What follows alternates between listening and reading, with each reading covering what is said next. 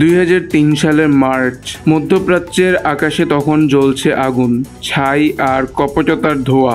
যুক্তরাষ্ট্রের নেতৃত্বে এক বিশাল জোট ঝাঁপিয়ে পড়েছিল ইরাকে, কারণ বলা হয়েছিল গণবিধ্বংসী অস্ত্র। অথচ আজও সেই অস্ত্রের অস্তিত্বের প্রমাণ মেলেনি। সম্পূর্ণ মিথ্যার উপর দাঁড়িয়ে ইরাকের প্রেসিডেন্ট সাদ্দাম হোসেনকে আটক ও হত্যা করা হয়। কারণ একটাই, তিনি আমেরিকার তাবেদারি করতে রাজি হননি। ওয়াশিংটনের চোখে তার অপরাধ ছিল তেল বিক্রিতে ডলার নয়, ইউরো ব্যবহারের পরিকল্পনা। সেই সিদ্ধান্তই তাকে টার্গেটে পরিণত করে। পরিণতি, একটি সমৃদ্ধ দেশকে ধ্বংস করে দেওয়া হয় আর তার তেল সম্পদ লুট হয়ে যায় প্রকাশ্যে। 2003 সালের 18-19 মার্চে রাতের আধারে শুরু হয় মার্কিন আগ্রাসন। টানা কয়েক মাসে ইরাকে ফেলা হয় 30,000-এর বেশি বোমা ও রকেট। ভেঙে পড়ে হাসপাতাল, স্কুল, মসজিদ, সরকারি ভবন। এভাবেই এক শক্তিশালী রাষ্ট্র ধীরে ধীরে পরিণত হয় ধ্বংসস্তূপে। সাদ্দাম তখন বিশ্বের সবচেয়ে বেশি খোঁজ করা মানুষ, হাই ভ্যালু টার্গেট নাম্বার 1।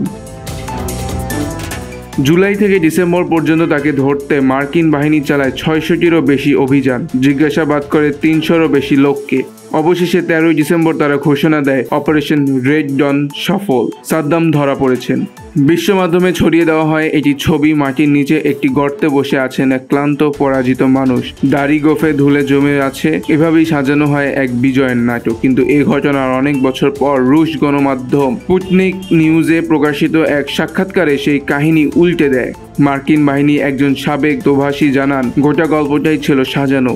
তার ভাষায়, সাদ্দাম কোনো গর্তে লুকিয়ে ছিলেন না, তিনি ঘরে ছিলেন নামাজরত অবস্থায়। গর্তের গল্পটা বানানো হয়েছিল যাতে আমেরিকা বিজয়ী আর সাদ্দাম ভীত সন্ত্রস্ত দেখায়।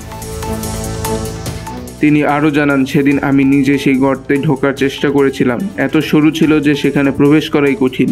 সাদ্দামের বয়স ও শারীরিক অবস্থা বিবেচনা সেখানে তার লুকোনো অসম্ভব।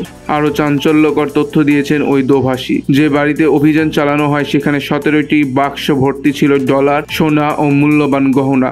মার্কিন সেনারা সেগুলো নিয়ে যায়, কিন্তু কখনো প্রকাশ করেনি কোথায় গেছে সেই বিপুল সম্পদ। তার দাবি, সেদিন সাদ্দামকে ঘর থেকেই আটক করা হয়। হয়তো তাকে চেতনানাশকও দেওয়া হয়েছিল, কারণ গ্রেপ্তারের সময় তিনি অচেতন ছিলেন, প্রতিক্রিয়া দিচ্ছিলেন না।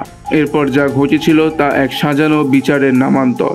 2006 সালে আমেরিকার পছন্দের ইরাকি সরকার দ্রুত বিচার করে মৃত্যুদণ্ড দেয় সাদ্দাম হোসেনকে।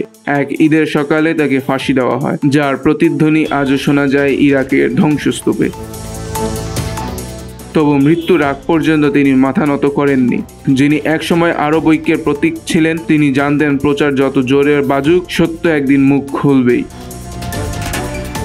2 দশক পর যখন সেই গর্তের গল্প ভেঙে পড়ছে, ইতিহাস যেন নিজেই প্রশ্ন তুলছে, সাদ্দাম হোসেনকে কি সত্যিই পরাজিত করা গিয়েছিল, নাকি তিনি পরাজিত করেছিলেন আমেরিকার মিথ্যার সাম্রাজ্যকে?